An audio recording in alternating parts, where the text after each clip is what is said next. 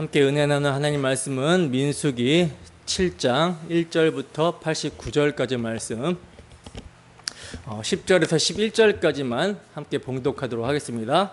시작.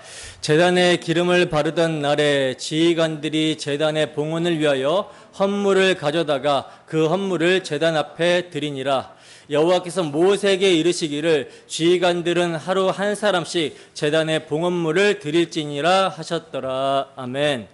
지휘관들이 드린 제단의 봉헌 예물, 지휘관들이 드린 제단의 봉헌 예물이라는 제목으로 하나님 말씀 증거하도록 하겠습니다. 지난 시간에 우리는 하나님께서 제사장들에게 명하신 축복의 말씀을 통해 진정한 복이 무엇인지를 함께 살펴봤었습니다. 복은 우리의 세상살이가 원하고 바라는 대로 잘 되고 형통하게 되는 어떤 세상적인 바람이나 세상의 조건이 아니라 여호와께서 그의 얼굴빛을 비춰주시사 은혜를 베풀어 주시며 그 얼굴을 우리에게 향하여 드사 평강을 주심을 통해 하나님과 함께하는 것이 복이다라는 사실을 말씀을 드렸었어요. 하나님은 이제 그 복을 당신의 백성 위에 선포하시며 이제 그 복을 받은 자들이 어떻게 살아가야 되는지 이어서 말씀을 해주시고 있습니다. 이게 7장 말씀이죠. 오늘 우리가 함께 살펴볼 민수기 7장은요, 성막을 다 세우고 그것에 기름을 부어 거룩하게 구별한 바로 그날에 이스라엘 12지파의 지휘관들이 하나님께 드린 봉헌 예물을 상세하게 기록하고 있는 내용입니다. 근데 이 예물을 드렸다는 것이요, 단순히 감사해서 이제 우리가 뭔가 하나님 앞에 드려야지 하나님이 기뻐하시겠구나 라고 하는 그런 정도의 내용이 아니에요. 오늘 자주 등장하는 단어들이 기름을 바르다라는 표현과 또 드리다라는 표현, 그리고 채우다라는 표현이 반복적으로 등장을 하고 있는데, 이 표현들은요 단순히 기름을 바르고 드리는 것으로 혹은 채우는 것으로 그치는 것이 아니라 구속사적인 의미가 있는 단어들이라는 거예요. 그러니까 이 의미를 잘 파악하면서 7장을 우리가 상고하게 될 때 뭘 알게 되느냐, 하나님의 마음을 깨달을 수 있게 된다라는 거죠. 자, 그러면 성령의 조명하심을 구하며 오늘 본문을 자세히 살펴보도록 하겠습니다. 본문 1절입니다. 함께 했습니다. 시작. 모세가 장막 세우기를 끝내고 그것에 기름을 발라 거룩히 구별하고 또 그 모든 기구와 제단과 그 모든 기물에 기름을 발라 거룩히 구별한 날에. 아멘. 자, 보세요.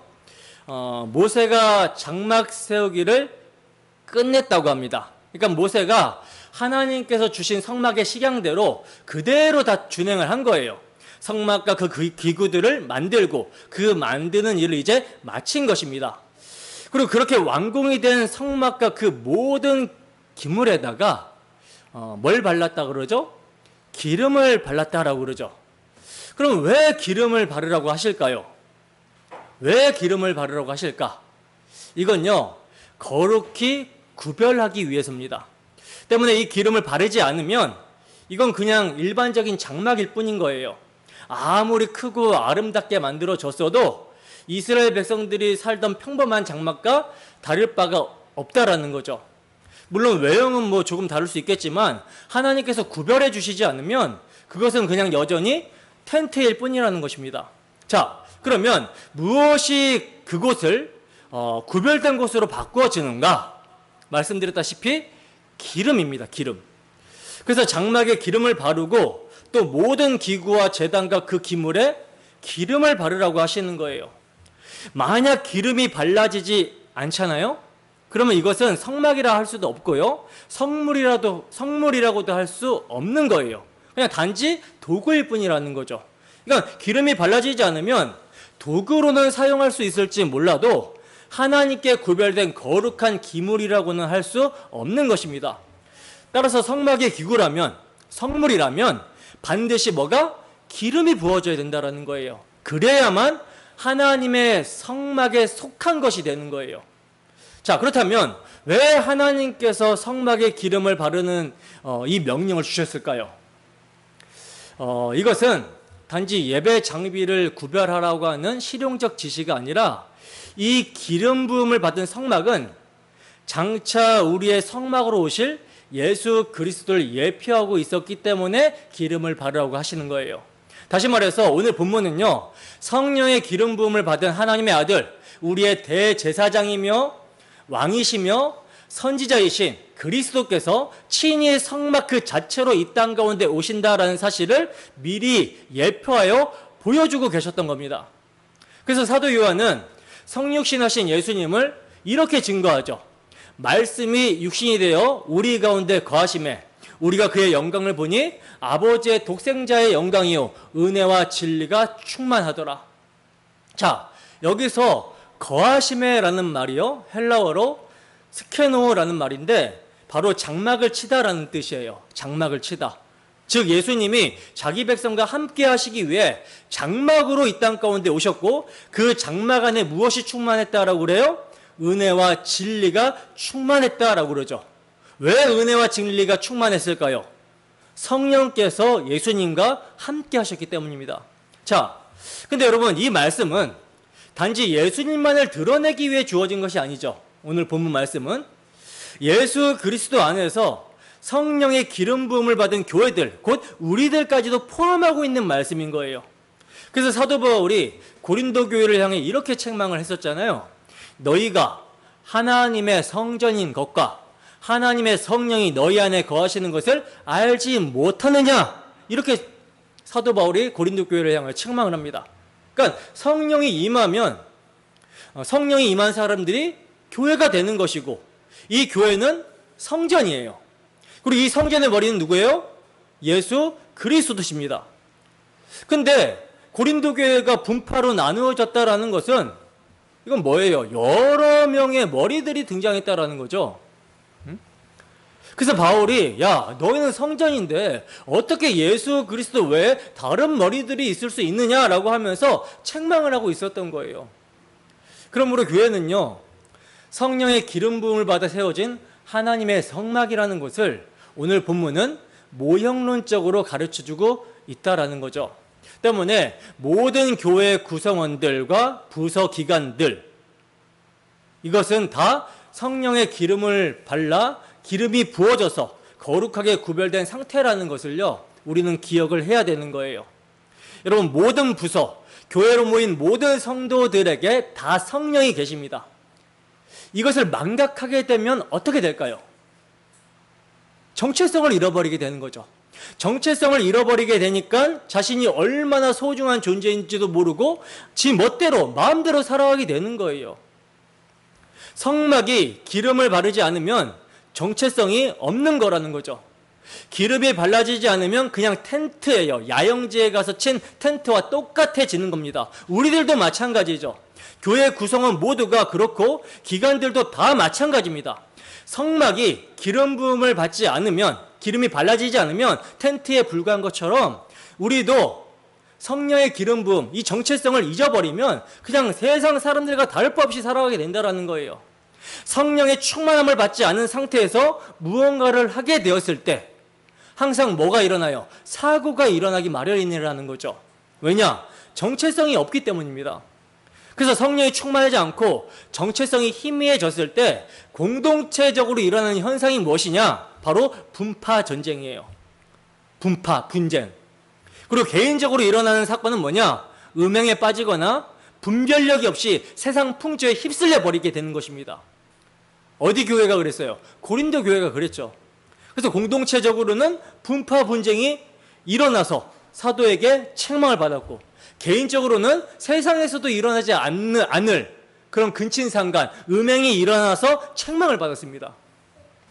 그러니까 자신이 성령의 기름 부음을 받아 하나님의 성전이 되었다라고 하는 사실을 망각해버리게 되면, 거룩하게 구별된 정체성을 망각해버리게 되면 공동체적으로도 또 개인적으로도 무너질 수밖에 없게 되는 거예요. 이처럼 여러분, 자신이 하나님께 구별되어 온전히 헌신된 자라는 이 정체성을 잊어버리게 되면요, 세속화는 피할 수 없게 됩니다.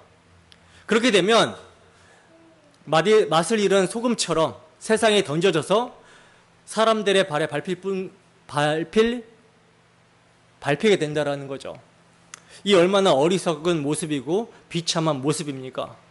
그러므로 이것을 잊지 않도록 하기 위해 오늘 본문의 바로 앞장 6장에서 뭐가 나왔어요? 나시린의 규례가 나왔었던 거예요. 나시린은 하나님 앞에 온전히 헌신되어 구별된 자라는 것을 가르쳐 주고 있는 말씀이었죠. 마찬가지로 성막에도 하나님이 기름을 부어주심으로 이것은 세상과는 다른 거룩한 장막이다라고 선언해 주시고 있는 겁니다. 그러니까 하나님은요, 나시린을 통해 그리고 기름 부음을 받은 성막과 성막의 기구들을 통해 우리에게 구별됨의 본질을 가르쳐 주시고 있는 거예요. 이 구별됨이 얼마나 중요한지를 나타내 주시기 위해서 거룩하게 구별되어야 되는 나시린들이 세속화가 되어버리게 되면, 즉 세속적인 기쁨이나 욕망을 상징하는 포도주를 마시게 되거나 머리털을 자름으로 머리 대신 하나님의 주권을 망각해버리게 되거나 또는 죄의 결과를 상징하는 시체나 이런 부정한 것들을 잘못 손대게 되면 어떻게 된다고 합니까? 어떻게 된다고 했어요? 지금까지 구별되어 헌신한 기간들이 다 무효가 된다. 6장 12절에서 지나간 것은 다 무효가 되어버린다라고 그러죠. 그러니까 그 정도로 세속화를 경계했고 성별된 사람의 삶이 얼마나 중요한지를 말씀해 주셨다라는 거예요. 여러분, 우리는 이 구별됨을 지키기 위해 얼마나 주의를 기울이고 있습니까? 본문 2절 말씀입니다. 함께 했습니다. 시작. 이스라엘 지휘관들 곧 그들의 조상의 가문의 우두머리들이요 그 지파의 지휘관으로서 그 계수함을 받은 자의 감독된 자들이 헌물을 드렸으니. 아멘. 자, 성막이 이제 완공이 되고 성막과 그 안에 기물들의 기름을 발라 구별한 날에 이제 각 지파의 지휘관들 곧 공동체의 대표들이 하나님 앞에 헌물을 가지고 나오게 됩니다. 여기서 반복되는 표현이 하나 있죠. 반복되는 표현이 있는데 그게 뭐냐? 드렸다라는 표현이에요. 드렸다. 이 드리다라는 말이요, 7장 전체에서 굉장히 많이 나오고 있습니다. 근데 성경에서 어떤 표현이 반복될 때는 단순한 서술이 아니라고 말씀을 드렸죠. 뭐예요? 강조입니다. 강조. 그러니까 의도적으로 그만큼 중요하다라는 것을 강조하고 있는 거예요. 그러니까 이 드림이라는 것이요, 하나님 앞에서 살아가는 자들에게 있어서 본질적인 응답이다라는 것을 보여주고 있는 거라는 거죠. 그러니까 우리가 신앙생활을 하면서 헌신한다, 뭐 예물을 드린다, 시간을 드린다, 삶을 드린다라고 할 때 이 드림, 이 드림이 하나님 앞에 우리가 무엇인가를 드리는 이 드림이 너무나도 사실 중요한데, 너무나도 사실 중요해요. 그런데 그 이전에 반드시 선행돼야 되는 것을 우리가 놓칠 때가 있어요. 그게 무엇입니까? 바로 앞에서 우리가 살펴본 기름 부음입니다. 기름 부음. 기름을 발라 거룩하게 구별되는 것이 선행되어야 된다는 거예요. 그러니까 기름 부음이 없는 드림은요, 헌신은 아무 의미가 없다라는 거죠. 지금 오늘날 우리에게 적용해 보면 아무나 헌금을 드릴 수 있는 것이 아니라는 것입니다. 누구나 봉사할 수 있는 것이 아니라는 거예요. 누구나 헌신할 수 있는 것이 아니라는 겁니다. 그리스도 안에서 성령으로 거듭난 자, 성령의 기름 부음을 받은 자만이 하나님께 참되게 헌신할 수 있고 예물을 드릴 수 있다라는 거예요. 성령의 임재 없이 드리는 것은요, 이건 헌금이 아니라 그냥 기부일 뿐인 거예요. 기부일 뿐. 자기가 결정하고 자기가 계산하고 자기가 유익을 기대하면서 드리는 거, 이건요 하나님이 받으실 수 없습니다. 그러므로 참된 드림을 위해 선행되어야 되는 것은 정말 중요한 것은 뭐냐? 먼저 성령의 충만함을 받는 거예요. 그리고 세속으로부터 자기를 지켜 구별된 삶을 살아가는 것입니다. 이것이 먼저 준비되어야 진짜 하나님께 드림이 가능해지는 거예요. 자, 본문 3절입니다. 함께 했습니다. 시작. 그들이 여호와께 드린 헌물은 덮개 있는 수레 6대와 소 12마리니 지휘관 2사람의 수레 하나씩이요 지휘관 1사람의 소가 1마리씩이라 그것들을 장막 앞에 드린지라. 아멘. 자, 보세요. 지휘관들이 이스라엘 그 각 지파의 우두머리들, 지휘관들이 이제 여호와께 헌물을 드리고 있는데 이 헌물을 보면요. 수레가 6대, 소가 12마리를 드렸다라고 그러죠. 왜 이런 숫자일까요? 이건 이제 지파수예요. 지파수. 12지파의 지휘관들이 두 사람씩 한 대의 수레를 드렸기 때문에 수레가 6이고요. 6대고 또 각 사람은 소 한 마리를 드렸기 때문에 소가 12마리인 거죠.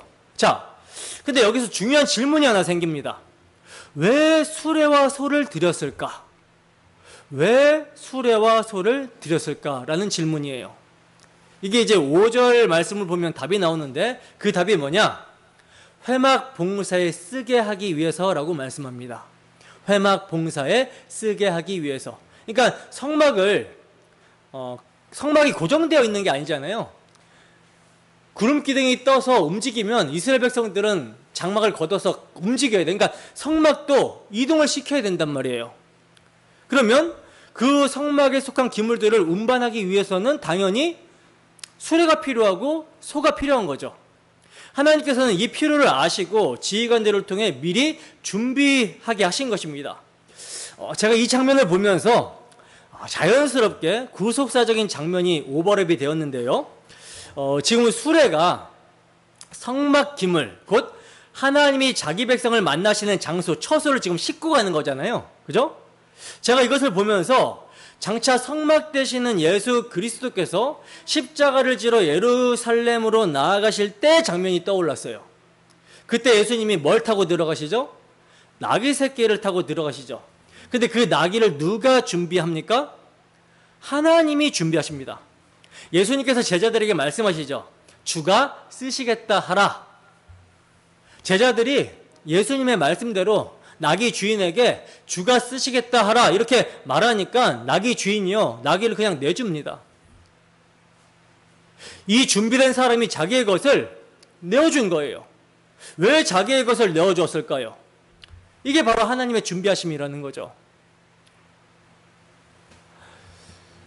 성막을 통해 하나님이 자기 백성과 만나 주시려고 하는데 이 성막을 잘 이끌어 가기 위해서 이러한 필요한 것들을 하나님이 공급하신다라는 의미예요. 마찬가지로 우리의 성막이신 예수 그리스도를 통해 우리가 하나님을 만나게 되는데 이 하나님을 만날 때 예수님이 십자가로 다 이루셔야 되잖아요. 예수 그리스도께서 이 땅 가운데 오셔서 우리의 죄짐을 짊어지시고 십자가를 지셔야만 가능하잖아요. 그때까지 모든 필요한 것들을 공급하고 계시는 하나님을 우리가 보게 된다는 거죠. 그 이유가 뭐냐? 우리와 함께 하시기 위함이라는 것입니다. 우리와 함께 하기 위해서. 너희들 힘드니까 수레 이런 거 줄게 이 정도로 그치는 것이 아니라는 거예요. 내가 너희와 함께 하기 위하여 이 모든 것들을 준비시켜 주겠다. 이거예요, 이거. 근데 여러분 이제는 뭐가 필요하지 않습니까? 소가 필요하지 않고요. 나귀가 필요하지 않죠. 이제는 성막을 여러분 어디에다 실어야 되는 거죠? 예수 그리스도라는 성막을 이제 어디에다 실어야 되는 것입니까? 우리 마음에 실어야 되겠죠. 그러므로 하나님께서는 이제 뭘 준비해 주시냐면 우리의 마음을 준비하게 해 주시는 거예요. 그래서 우리가 어떻게 기도하게 됩니까? 하나님이 우리의 마음에 소원을 두고 행하게 하시면 우리가 뭘 간구하게 되죠? 가난한 심령을 달라고 간구하게 되죠. 바로 하나님이 준비하신 우리의 그 가난한 심령에 하나님의 성막이신 예수 그리스도를 담아서 어디로 나아가게 되는 거예요? 이렇게 예배의 자리로 나아가게 되는 거예요. 하나님 앞에, 은혜의 보좌 앞에 담대하게 나아가게 되는 것입니다. 그러므로 우리가 심령이 가난해져 있다면 이것은 하나님이 이미 준비해 주신 은혜라는 것을 기억해야 되는 것이죠. 이것을 기억하고 감사함으로 찬양함으로 그 주님 앞에 나아가야 되는 거예요. 자, 이제 그 준비된 것을 하나님께서 주시는데 6절을 보시면 모세가 수레와 소를 받아 누구에게 줬다라고 합니까? 레위인에게 주었으니 라고 되어 있죠. 그죠? 그런데 레위인에게 주시는데 다 주시지 않았어요. 누구를 빼고 주시느냐? 고앗 자손을 빼고 게르손 자손과 무라리 자손들에게만 주고 있습니다. 왜 이렇게 나누셨을까요? 이것은요, 각자의 직임이 다르기 때문이에요. 그러니까 하나님은 아무에게나 똑같이 주지 않으신다라는 겁니다. 각자에게 맡기신 사명에 따라 필요한 만큼 주신다라는 거죠. 그래서 7절을 보면요, 게르손 자손에게는 그들의 직임대로 수레 둘과 소 4마리를 주었다라고 말씀하고 있고요, 무라리 자손에게는 그들의 직임대로 수레 넷과 소 8마리를 주었다라고 말씀을 하고 있어요. 게르손 자손들은요, 천막 종류의 부속물들을 운반하는 역할을 했었고, 무라리 자손들은 그보다 더 무겁고 구조적인 기둥과 널판들을 옮기는 일을 했었기 때문에 하나님께서는 무라리 자손들에게 더 많이 주신 거예요. 그러니까 공정하시고 질서의 하나님이시라는 거죠. 자, 근데 왜 고앗 자손에게는 안 주셨을까? 고앗은 뭘 옮기는 자들입니까? 성소의 기물들을 옮기는 자들이죠. 곧 지성소 안에 언약궤나 등잔대, 분향단 같은 하나님의 임재를 상징하는 거룩한 기물들을 직접 옮기는 사명을 받았기 때문에 이들은 수레에 실어서가 아니라 자기 어깨에 메고 가야 됐었다는 거예요. 그러니까 친히 하나님을 등에 짊어지고 가는 것처럼 말이죠. 자, 그런데 이 하나님이 정하신 법도를 어기고 하나님의 법궤를 수레에 실었다가 발생한 사건을 성경은 기록을 하고 있죠. 어떤 사건입니까? 바로 웃사라고 하는 사람이 죽임을 당한 사건입니다.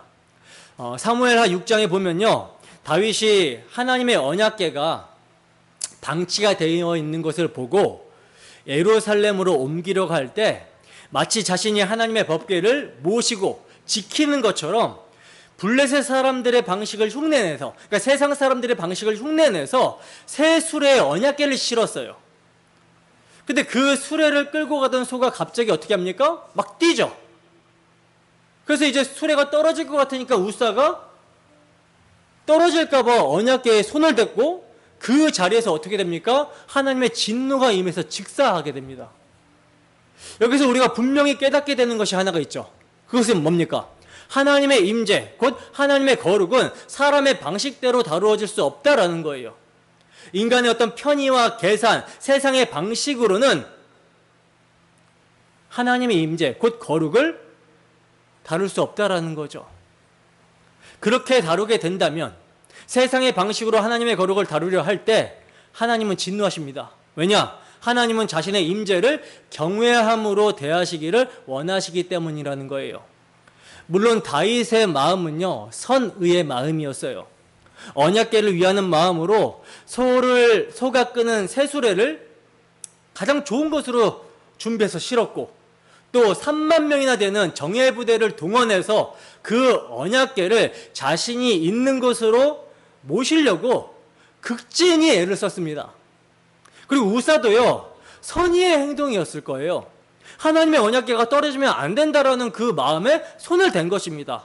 하지만 하나님께서는요, 인간의 선의보다 말씀에 대한 철저한 순종을 원하신다라는 거예요.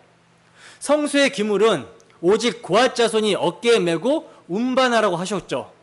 그래서 그 명령을 무시하고 아무리 새 수레라도 소가 끄는 수레에 실은 것 자체가 뭘 가볍게 여긴 거예요? 하나님의 임재와 거룩을 가볍게 여긴 죄였다라는 거예요.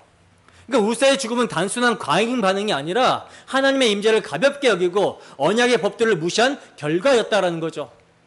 여러분, 하나님은요, 소와 교제하지 않으십니다. 하나님은 성별된 자들과 교제하세요. 다시 말해 하나님께 기름 부음을 받아 거룩히 구별된 언약 백성들과만 교제하신다라는 겁니다. 그리고 그 교제에도요, 그러니까 우리의 섬김에도, 우리의 예배에도 우리 마음대로 하는 것이 아니라 하나님께서 정하신 기준을 따라서 해야 된다라는 말씀입니다. 하나님이 정하신 기준 뭡니까?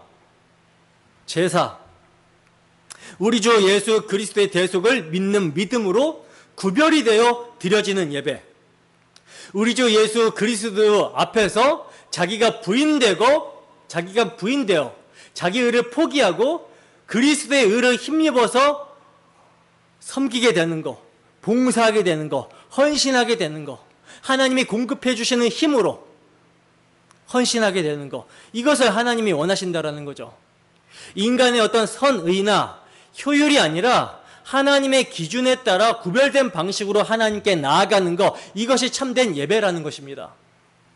그러므로 우리가 교회에서 어떤 일을 하든지 아무리 좋은 마음으로 시작했다 하더라도 성령의 기름 부음을 받지 않은 상태로 하나님의 방식이 아닌 인간의 방식으로 행하게 된다면 이것은 하나님께서 받으시지 않으신다라는 것을 명심해야 되는 거예요. 우사의 사건은 바로 그것을 우리에게 경고하시는 사건입니다. 여러분, 하나님은 하나님의 방식대로 하나님이 성별하신 자들과 교제하기를 원하십니다. 그러므로 하나님께서는 각 사람에게 맡기신 사명에 따라 그 질서에 따라 필요한 양을 공급해 주시는 거예요. 누구에게나 똑같이 주시는 것이 아니라 각자 직임대로 맡은 사명대로 감당할 만큼 주신다라는 거죠. 이게 바로 여러분 은혜예요. 왜냐하면 과도한 짐을 주시지 않으시고 불필요한 것을 맡기시지도 않기 때문입니다. 이것을 오늘날 우리에게 적용시켜 보면요, 고린도전서의 말씀을 한번 보시면 좋을 것 같아요. 고린도전서의 말씀을 한번 적용해 보면 좋을 것 같습니다. 고린도전서 12장 4절에서 7절까지 말씀입니다. 함께 읽습니다. 시작. 은사는 여러 가지나 성령은 같고 직분은 여러 가지나 주는 같으며 또 사역은 여러 가지나 모든 것을 모든 사람 가운데 이루시는 하나님은 같으니 각 사람에게 성령을 나타내심은 유익하게 하려 하심이라. 아멘. 자, 이 말씀이 여러분 무슨 뜻입니까? 은사도 직분도 사역도 다양하지만 그 근원은 누구에게 있어요? 성령 하나님께 있다라는 거죠. 그러니까 성령께서 각 사람에게 알맞게 필요에 따라 그때그때 은사를 나누어 주시는 거예요. 누구에게나 똑같은 재능, 똑같은 능력을 주시는 것이 아니라 하나님 나라를 세우는 데에 꼭 필요한 분량만큼 가장 알맞은 방식으로 채워주신다라는 겁니다. 우리의 어떤 기본적인 성향이나 자질이나 환경까지도 하나님은 다 고려해서 은사를 주시는 거예요. 그래서 우리는 그 외적 열매들을 보고 직분제를 세우기도 하는 거죠. 하지만 그 직분을 온전히 감당할 수 있는 능력은 결국 성령이 주시는 은사로부터 나오는 겁니다. 예를 들어 장로로 세움을 받은 분이 있다면 그 직분을 감당하는 기간 동안은, 장로라고 하면 목사도 포함되는 거죠. 가르치는 장로니까. 그 직분을 감당하는 기간 동안에는요, 하나님께서 그 장로직을 수행할 수 있도록 필요한 은사를 주신다라는 거예요. 근데 그 직분이 끝나는 날, 더 이상 다스릴 이유가 없어지게 되면 그 은사도 필요가 없어지게 되는 것이죠. 그러니까 은사는요, 영구한 자격증이 아니라 그것은 어디까지나 그리스도의 몸된 교회를 세우기 위해 주어지는 도구요, 수단입니다. 다시 말해 은사는요, 자랑할 것이 아니라 섬기라고 주신 은혜라는 거예요. 이처럼 하나님은요, 모든 것을 목적에 맞게 질서 있게 공급하시는 분이라는 거죠. 그러므로 혹시 누군가 나는 왜 이런 은사가 없을까? 왜 나는 저 사람처럼 쓰임받지 못할까? 라고 하는 마음이 든다면, 이런 마음이 충분히 들 수가 있죠. 그런데 그럴 때 우리가 먼저 기억해야 될 것은요, 아직 하나님이 그 은사를 주시지 않았다라는 것은 지금은 그 사명을 감당할 때가 아니거나 혹은 내가 그 은사를 아직 발견하지 못했을 수도 있다라는 거예요. 그러니까 절대로 낙심하거나 서운해하지 마시기 바랍니다. 하나님께서는요, 반드시 필요할 때 반드시 감당할 그 사람에게 반드시 맞는 은사를 주신다라는 거예요. 중요한 거는 뭐냐? 내가 지금 섬길 수 있는 자로 준비되고 있는가? 내가 하나님을 더 깊이 알아가고 있는가? 내 믿음이 그리스도의 장성한 분량에까지 자라가고 있는가? 이걸 돌아봐야 된다라는 거죠. 이렇게 돌아볼 때 하나님께서 때가 되면 반드시 섬기게 하실 것입니다. 그리고 그때 필요한 은사는 성령께서 친히 부어주실 줄 믿습니다. 여러분, 하나님을 섬긴다라는 것은요, 지금 우리 재인이가 이렇게 PPT도 하고 또 뭐 식당 봉사도 또 하고 설거지도 하고 뭐 대표기도도 하고 교회 안에 여러 가지 섬김의 일들이 있잖아요. 그게요, 여러분, 정말 귀한 겁니다. 은사예요, 은사. 은사를 주셔서 교회를 섬기게 하는 거라는 사실을 잊지 말아요. 가장 사소한 쓰레기를 줍는 거 하나라 할지라도 귀하고 복된 일이라고요. 이걸 잊으시면 안 된다는 거예요. 자, 지금까지 우리가 살펴본 말씀이 7장의 첫 번째 단락이에요. 1절부터 9절까지의 말씀 우리가 살펴봤는데 잠깐 정리하고 가면요, 세 가지를 살펴봤죠. 첫 번째는 기름을 발라 거룩하게 구별된 성막, 이것은 예수 그리스도를 예표하지만 그리스도 안에 있는 교회도 예표하고 있다라고 말씀을 드렸죠. 그러니까 이렇게 교회로 본문이 시작이 되고 있는 거예요. 그리고 두 번째는 백성들의 지도자들, 12지파의 각 지도자들이 헌물을 성막 앞에 드리는 예배로 나아가게 되죠. 하나님 앞에 드리는 예배로 나아가요. 그러니까 교회가 예배를 하게 됩니다. 이 예배는 하나님께서 우리의 마음을 준비시켜 주심으로 가능하게 된다라는 것을 말씀을 드렸고요. 그리고 세 번째는 각기 직임대로 헌물을 나누어 주심을 보면서 교회를 세워가실 때, 하나님이 교회를 세워가실 때 각자에게 필요한 은사를 주심으로써 인도하신다라는 것을 말씀을 드렸습니다. 세 가지로 요약이 되죠. 그러니까 이 말씀을 통해서 지금 우리가 하나님의 자녀로 구별되어 예배하며 봉사할 수 있는 것은 오직 정말 하나님의 은혜라는 것 밖에는 우리는 고백할 수밖에 없는 것이죠. 하나님의 은혜라고 밖에는 설명할 수 없는 거예요. 자, 그리고 이제 두 번째 단락은요, 10절부터 89절까지 마지막 절까지 말씀인데 굉장히 깁니다. 그래서 다 보지는 않을 거예요. 왜냐면 읽어 오신 분들은 아시겠지만 거의 다 반복입니다. 그래서 그 원리만 좀 말씀을 드릴 거예요. 그래서 10절을 좀 보겠습니다. 제단에 기름을 바르던 날에 지휘관들이 제단의 봉헌을 위하여 헌물을 가져다가 그 헌물을 제단 앞에 드리니라, 이렇게 말씀을 하고 있어요. 여기서 여러분 조금 우리에게 익숙치 않은 표현이 있죠. 어떤 표현이냐?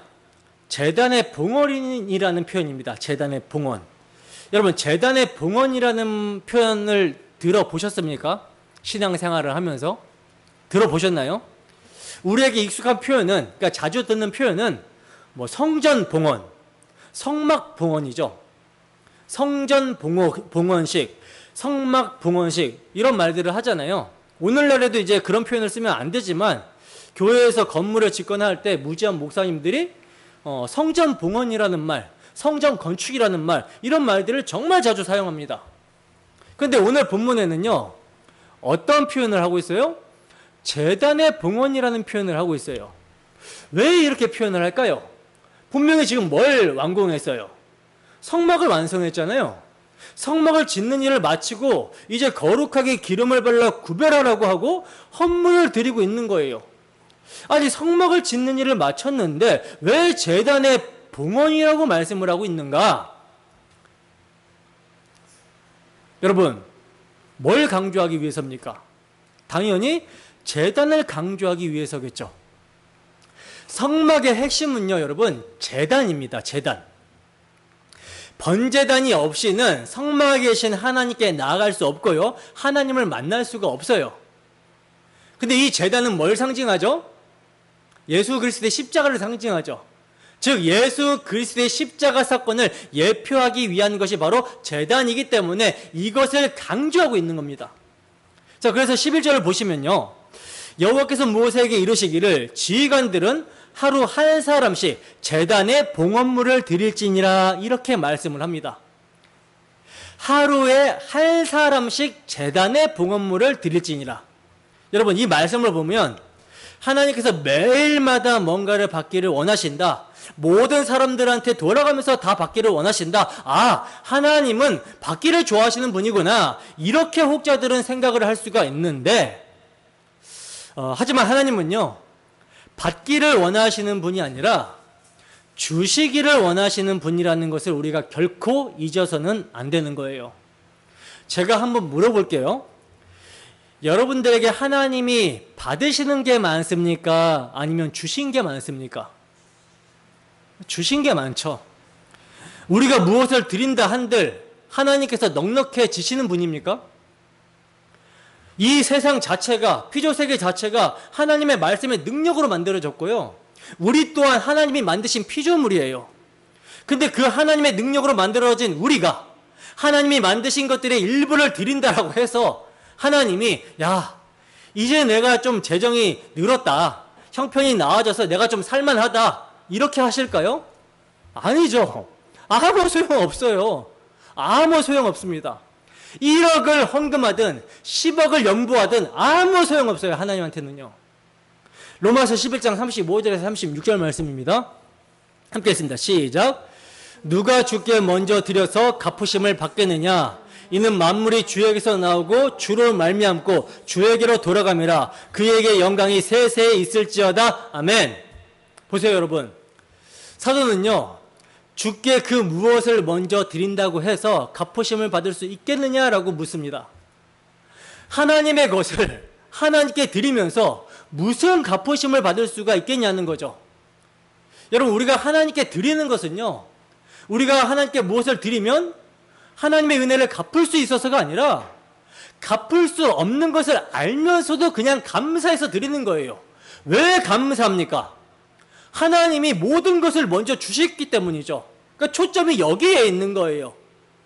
하나님이 매일 드리라고 말씀하실 때는요, 그냥 드리면서 그냥 멍하게 하나님 제가 잘 드리고 있죠, 이런 게 아니라 드리면서 내게 있는 모든 것이 하나님이 주신 것이며 하나님이 주신 것으로 하나님께 드리는 것이구나, 이걸 먼저 기억하라는 겁니다. 하나님이 먼저 우리에게 주셨다라는 것을 우리가 기억하지 않으면 하나님께 드리는 것은요, 아무 의미가 없어요. 여러분, 지휘관들이 지금 드리는 예물을 보면요, 드리는 데 중심이 있는 것이 아니라 하나님이 주시는 데 중심이 있다는 것을 알게 됩니다. 그 예물이 여러분 무엇입니까? 예물이 여러분 뭐예요? 번제단에 드리는 제물이니까 우리가 레위기에서 배웠던 5대 제사 중에 제물이겠죠, 그죠? 그래서 13절에 뭐가 나오냐면 소제물이 나오고요, 15절에는 뭐가 나오냐면 번제물이 나와요. 그리고 16절에 뭐가 나오냐면 속죄제물이 나오고 17절에 보면 화목제물이 나옵니다. 그러니까 소제물, 번제물, 속죄제물, 화목제물, 이런 것들을 지금 지휘관들이 예물로 드리는 거예요. 이것이 여러분, 하나님께서 이런 양이나 소나 곡물을 좋아하시고 정말 맛있게 드시기 때문에 바치라고 하는 겁니까? 아니죠. 이런 거는 하나님 앞에 다 필요 없는 것들이라니까요. 필요 없음에도 이런 것들을 바치라고 하는 것은요, 하나님께서 이런 것들의 실체로 오실 예수 그리스도를 보내주시겠다라는 것을 잊지 않게 하시기 위해서, 너희들 제물 드리면서 너희를 위해서 희생하는 제물, 피 흘리는 제물을 보면서 장차 너희들의 죄를 온전하게 영원하게 속죄하실 그 그리스도를 내가 보내줄 건데 그 그리스도를 바라보면서 제물을 드려라, 이거 잊지 않게 하기 위해서 갖다 바치라고 한 거예요. 매일마다 내가 너에게 보내주겠다라고 하는 메시아, 그 메시아 언약을 잊지 말라라고 하면서 갖다 바치라고 하시는 것입니다. 그러니까 받는 데 의의가 있는 것이 아니라 주시는 데 은혜가 있다라는 거예요. 은혜를 잊지 않는 데 있다라는 것입니다. 그들이 출애굽할 때, 이스라엘 백성들이 출애굽할 때 하나님의 크신 권능의 팔로 6월절 어린 양의 피로 속량함을 받았습니다. 구원을 받아서요. 이 어린 양의 피 흘림 같이 하나님께서 메시아를 보내주셔서 죄 가운데 있는 내 백성을 구원할 것을, 그 약속을 세워줬으니 너희는 결코 이것을 잊어서는 안 된다, 이 목적으로 드리라고 하시는 겁니다. 매일매일 잊지 말라는 거죠. 그래서 뒤에 가면요, 뭐가 나오냐면 상번제가 나와요. 상번제로 드리라고 하십니다. 이 상번제는 아침과 저녁으로 드리라고 하시거든요. 항상 드리는 번제라서 상번제라고 그래요. 아침, 저녁으로 항상. 왜 그럴까요? 왜 드리라고 할까요? 잊지 말라는 거죠. 어떻게 하나님께서 그걸 먹고 싶어서 받으시겠습니까? 영이신 하나님이 어떻게 드십니까? 그러므로 매일마다 제단에 봉헌물을 드리라고 하시는 하나님의 마음을 알아야 돼요. 이 하나님의 마음은 내가 내 아들을 너희를 위하여 대속물로 주겠다. 그러니 너희는 그를 믿어라. 절대로 마음에서 잊어버리면 안 된다. 잊어버리지 마라. 하시는 아버지의 마음이라는 것을 우리는 알아야 되는 것입니다. 요한일서 4장 10절 말씀입니다. 함께 했습니다. 시작. 사랑은 여기 있으니 우리가 하나님을 사랑한 것이 아니요 하나님이 우리를 사랑하사 우리 죄를 속하기 위하여 화목제물로 그 아들을 보내셨음이라. 이게 여러분 구약의 제물을 갖다 바치라고 하시는 하나님의 마음이에요. 우리가 하나님을 사랑한 것이 아니라 하나님이 우리를 사랑하사 당신의 아들을 화목제물로 주시겠다고, 이 주실 것이니까 이 언약을 잊지 말라고 예물을 드리라고 한 것입니다. 내 아들을 대속물로 보내준다라고 하는 내 약속 잊지 말라고 드리라고 하신 거예요. 자, 그러면 오늘날 우리는 이제 뭘로 드립니까? 우리도 매일 아침 또 저녁으로 뭘 하죠? 기도를 하죠. 그러면 기도를 하면서 화목제물은 안 드립니까?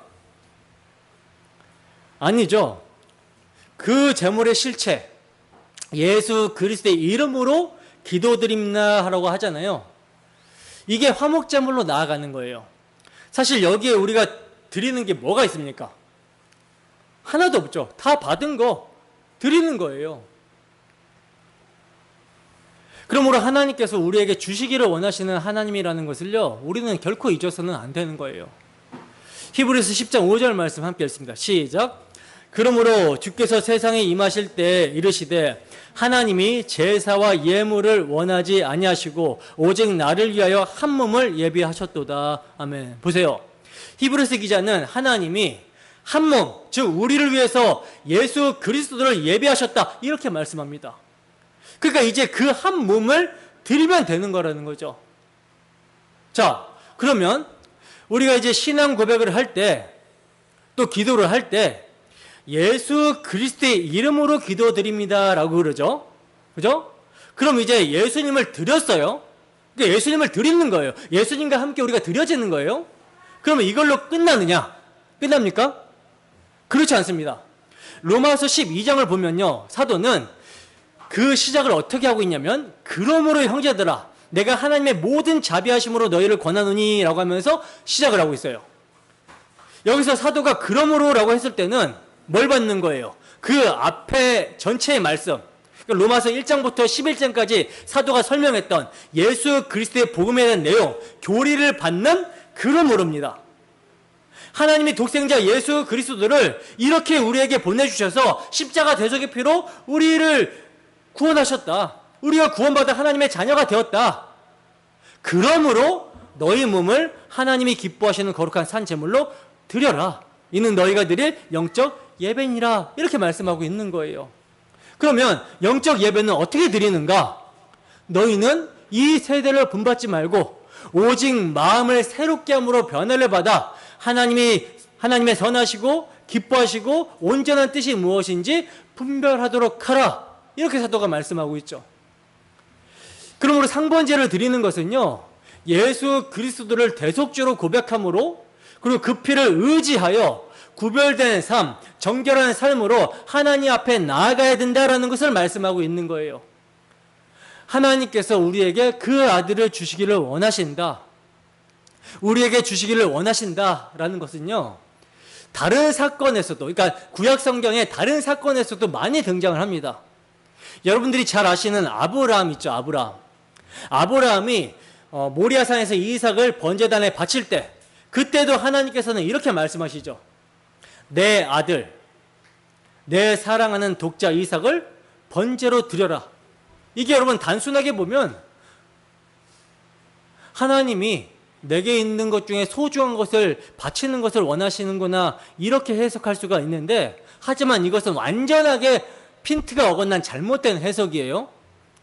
소중한 것을 바치기를 원하시는 하나님께 초점을 두는 것이 아니라 소중한 독생자 예수 그리스도를 우리를 위해 아낌없이 주실 것이라는 하나님의 마음을 계시하기 위해 아브라함에게 독자 이삭을 바치라고 하신 것입니다. 드리라고 하신 거예요. 그럼 아브라함이 그 아들을 드리면서 마음이 어땠겠어요? 얼마나 마음이 찢어지게 아팠겠습니까? 그러면서 뭘 기억하게 될까요? 뭘 생각하게 될까요? 뭘 알게 될까요? 하나님의 마음이 무엇인지를 알게 되는 것이죠. 하나님이 나를 위하여 한 몸, 자기 아들 독생자를 예배하시는구나. 이걸 알게 되는 것이죠. 그래서 우리는요, 헌금을 하고 봉사를 하고 헌신을 할 때마다 이러한 하나님의 마음을 알지 못하면 잘못 드리고 있는 거예요. 하나도 유익이 없습니다. 헌금을 괜히 한 것이 되는 것이고 쓸데없는 종교 행위가 되어버리는 거예요. 그걸 할 때마다 나에게 먼저 주신 예수 그리스도의 십자가 보혈, 이것을 기억할 때 참된 의미를 가지고 하나님의 마음을 깨닫고 정말 우리의 마음으로 주님께 드려지기를 원함으로 헌신할 수 있게 되는 것입니다. 자, 이제 여기서 하루 한 사람씩 드리라고 하시는 말씀을 조금 더 깊이 상고해 봅시다. 하루 한 사람씩 드리고라고 그러죠. 여러분, 하나님께서는요, 헌물을 당신께 드리라고 하실 때 왜 매일 한 사람씩 드리라고 하실까요? 첫 번째는 대속제물 되어주신 예수 그리스도, 앞으로 오실 예수 그리스도 메시아, 그 메시아의 언약을 잊지 말라라는 것이 매일 드리라는 것이고요. 이건 아까 살펴본 말씀이죠. 두 번째는 뭐냐? 매일마다 하나님이 자기 백성들과 교제하기를 원하신다라는 거예요. 매일마다. 그리고 한 사람씩이라는 것은요, 각자 교제하기를 원하신다라는 겁니다. 각자. 저 사람 대신 보내면 되지 않습니까? 이런 게 아니라는 거예요. 다 나와라. 그래서 제물 중에 교제하시기를 원하시기 때문에 화목제물이 들어가 있는 것입니다. 화목제물. 근데 이스라엘은 하나님이 이렇게 강조하셨음에도 불구하고 이 참된 제사의 의미를 알지 못하고 형식적으로 제사 드리다가 그들이 우상 숭배에 빠져버리게 되고 결국 그 제물의 실체이신 예수 그리스도께서 오셨음에도 불구하고 십자가에 못 박아버리는 죄악을 범하게 됩니다. 그러므로 우리 인간은 하나님의 은혜가 아니면 설 수 없는 존재라는 것이 구약 성경을 통해서 드러나게 되는 거예요. 그러니까 여러분, 은혜가 아니면 안 되는 거죠. 모든 것이 은혜예요. 깨닫게 되는 것도 은혜고, 믿게 되는 것도 은혜고, 드리게 되는 것도, 받을 수 있는 이 손. 스펄전 목사님이 믿음은 우리의 손과 같다라고 비유를 했거든요. 그러니까 이 손을 내밀어서 하나님이 준비시켜주는 것을 받는 것도 은혜라는 거예요. 손을 내밀는 것도 하나님이 준비시켜 주셔야 된다는 거죠. 그러므로 모든 것이 하나님의 은혜다라고 우리는 고백할 수밖에 없는 것입니다. 정말 달려갈 길을 마치고 끝까지 믿음을 지키고 죽도록 헌신하고 충성하였을지라도 우리는 나의 나된 것은 하나님의 은혜입니다라고 밖에는 고백할 수 없다라는 거예요. 본문 13절에서 14절 말씀입니다. 함께 읽습니다. 시작. 그의 헌물은 성수의 세겔로 130세겔 무게의 음반 하나와 70세겔 무게의 음발이 하나라. 이 두 그릇에는 소재물로 기름 섞은 고운 가루를 채웠고 또 10세겔 무게의 금그릇 하나라. 그것에는 향을 채웠고. 아멘. 자, 여기서 음반은요, 은쟁반이고요, 음발이는요, 은접시예요. 근데 이걸 왜 가지고 나오라고 하느냐? 이 은쟁반, 은접시, 또 금그릇을 가지고 나오게 되는데 거기에다가 소재물을 담고 향을 담으라고 하시죠. 자, 그러면 은쟁반은 뭐고, 금그릇은 뭐고, 소재물은 뭐고, 향은 뭐냐? 정확하게 이것이다 라고 말할 수는 없지만 이렇게 유추해 볼 수가 있죠. 은쟁반은 이제 은으로 만들어지기 때문에 우리가 성막을 지을 때 은받침대가 있었잖아요. 이 은받침대가 뭘 상징한다고 그랬죠? 생명의 속전, 생명의 속전을 의미한다고 했죠. 속전, 생명값. 그러니까 은쟁반은 생명의 속전 되시는 그리스도의 보혈을 의지하는 우리의 마음이다라고 생각해 볼 수가 있고요. 금그릇은 질그릇 같은 우리에게 금보다 귀한 그리스도를 담아서 영광스럽게 된 그 마음이라고 할 수 있어요. 그리고 이러한 그릇에다가 기름 섞은 고운 가루, 뭡니까? 소제물이죠, 소제물. 소제물은 여러분 뭘 의미한다고 그랬죠? 그리스도의 순결한 대속의 삶. 그러니까 그리스도인의 자기 부인의 순결한 삶을 얘기하는데 이것이 그냥 나오는 것이 아니라 뭘 섞어요? 기름을 섞잖아요. 기름은 뭘 상징해요? 성령. 즉 성령 충만함으로 인해 그리스도와 연합이 된 자기 부인의 순결한 삶이 어디에? 우리의 마음에 담겨져야 된다라는 것으로 해석해 볼 수 있는 거예요. 그러니까 향으로 채우는 것도 이건 뭡니까? 이건 기도죠. 그 향으로 채워져서 나와라. 그러니까 하나님 앞에 나올 때는 그리스도의 보혈을 의지하는 가난한 심령과 또 그리스도를 담아 거룩하게 된 영광스러운 마음에 정결한 삶과 성령의 충만함으로 기도로 나오라고 하는 것으로 해석해 볼 수 있다는 것입니다. 하나님께서는요, 광야를 통과하는 동안 이러한 것들을 행함으로써 구속의 은총을 잊지 말고 날마다 하나님과 교제하며 어려움에 봉착하더라도 능히 극복할 힘을 공급받기를 원하셨던 거라는 거예요. 여러분들은 그리스도의 보혈을 의지하는 마음에 기도와 삶을 담아서 하나님 앞에 매일매일 나아가고 있습니까? 그 은혜의 보좌 앞에 날마다 나아가고 있습니까?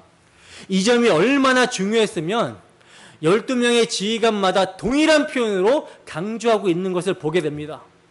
왜 여러분 89절까지 있을까요? 왜 89절까지 나오고 있을까요? 12명의 지휘관들에게요, 똑같은 걸 계속 얘기하고 있는 거예요. 이렇게 나와야 된다, 이렇게 나와야 된다. 다 각자가 이렇게 나와야 된다라는 것을 말씀하고 있는 거예요. 하나님이 그렇게 만나주시기를 원하신다라는 거죠. 만나주실 때 우리의 마음을 그렇게 보신다라는 겁니다. 그리고 이렇게 12명의 지휘관마다 각 사람에게 말씀하신 것은요, 하나님께서 우리를 구원하여 주실 때 한꺼번에 묶어서 부르신 것이 아니라 각 사람의 이름을 불러주시면서 거듭나게 해주시는 것을 말을 하고 있는 거예요. 그래서 1대1의 교제를 원하신다라는 것입니다. 마찬가지로 우리가 기도를 드리거나 예물을 드릴 때도 일괄적으로 하나님께서 받으시는 것이 아니라 한 사람씩 따로따로 받으신다라는 것을 우리는 여기서 깨닫게 됩니다. 이렇게 하나님께서 우리 각 사람을 원하신다라는 거죠. 뭐 나이가 조금 어리거나 직분이 없거나 그래서 만나기를 꺼려 하시는 것도 아니고, 목사라서 장로라서 더 만나주시는 것도 아니고, 모두를 다 만나주시기 위해서, 그래서 89절이 된 거예요. 제가 설교를 준비하려고 7장을 보다가 깜짝 놀랐습니다. 이건 뭐 끝이 없는 거예요, 끝이. 근데 똑같은 게 계속 있어요. 야, 이게 왜 그럴까? 아, 이게 하나님의 마음이구나. 항상 반복될 때는 강조라고 보시면 됩니다. 강조. 강조는 뭐가 지금 강조되고 있는 거예요? 하나님 아버지의 마음이 강조되고 있는 거죠. 그래서 89절 마지막으로 보겠습니다. 함께 했습니다. 시작. 모세가 회막에 들어가서 여호와께 말하려 할 때 증거계 위, 속죄소 위에 두 그룹 사이에서 자기에게 말씀하시는 목소리를 들었으니 여호와께서 그에게 말씀하심이었더라. 아멘. 자, 보세요. 모세가 회막에 들어가서 여호와께 말하려 할 때 그때마다 어디서 하나님의 음성이 들렸다고 합니까? 지성소 안, 증거계 위에 속죄소, 곧 언약궤의 뚜껑 위에다가 말씀하셨다라고 그러죠. 여러분, 언약궤 뚜껑 위는요, 뭐가 뿌려진 자리예요? 1년에 한 번 어린 양의 피가 뿌려진 자리입니다. 대속제물의 피가 뿌려진 자리예요. 바로 시은자, 하나님의 은혜가 임하는 자리라는 거죠. 하나님은 그 피 위에서 모세에게 말씀하셨다라고 하는 겁니다. 왜 이 장대한 봉헌의 장면의 마지막을 이렇게 끝내고 있을까요? 바로 하나님께서는 피 없이는 만나 주실 수 없다. 피 없이는 말씀해 주실 수 없다. 이것을 가르쳐 주시기 위해서입니다. 이스라엘의 지휘관들이 드린 제단 봉헌의 예물, 그 제물들의 피가 제단에서 흘러 시은자 위에 뿌려졌고, 하나님은 그 피를 보시고 너희의 죄는 덮였다, 너희는 깨끗하게 되었다, 이제 내가 너희와 말하겠다라고 하시는 겁니다. 여러분, 이게 뭐예요? 이게 복음이죠.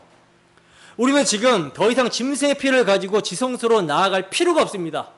왜 그렇습니까? 예수 그리스도께서 당신을 단번에 드려 예수 그리스도의 보혈이 단번에 영원히 그 일을 완성하셨기 때문이에요. 휘장은 이미 그리스도의 육체로 인하여 십자가에서 찢어졌습니다. 그래서 이제 하나님은 말씀하시는 거예요. 은혜의 보좌 앞으로 담대하게 나와라. 이제 죽지 않는다. 피를 의지하고 나오면 된다. 그래서 성령의 감동으로 히브리서 기자도 은혜의 보좌 앞에 담대히 나아가라. 새롭고 살 길이 열렸으니 은혜의 보좌 앞에 담대히 나아라. 이렇게 말씀합니다. 이게 바로 오늘 말씀의 결론이에요.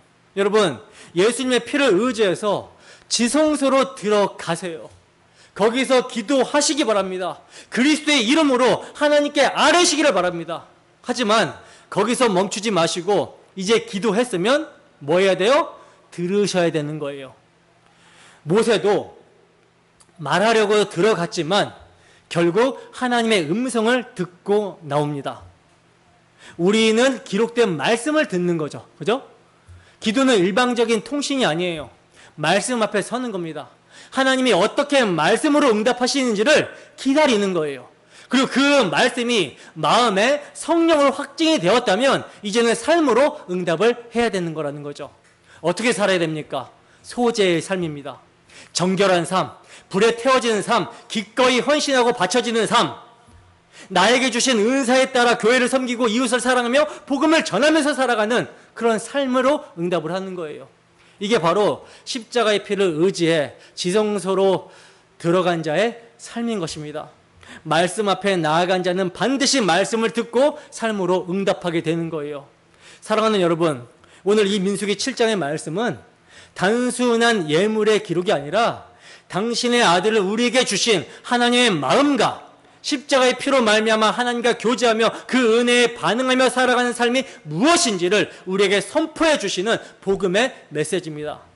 하나님은 지금도 당신의 마음을 알게 하시며 우리에게 말씀해 주시는 거예요. 내가 너희에게 준 내 아들의 피, 그리스도의 피를 의지하여 나에게 나와라.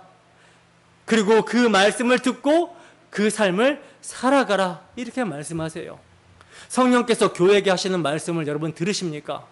이 말씀이 들리신다면 아버지의 마음을 아는 자로 그리스도의 십자가 대속의 사랑 안에서 영적 예배, 아버지와 교제하며 말씀에 순종하여 구별된 산 제물의 삶을 살아가게 되는 우리 모두가 되기를 주님의 이름으로 축원합니다. 기도하겠습니다.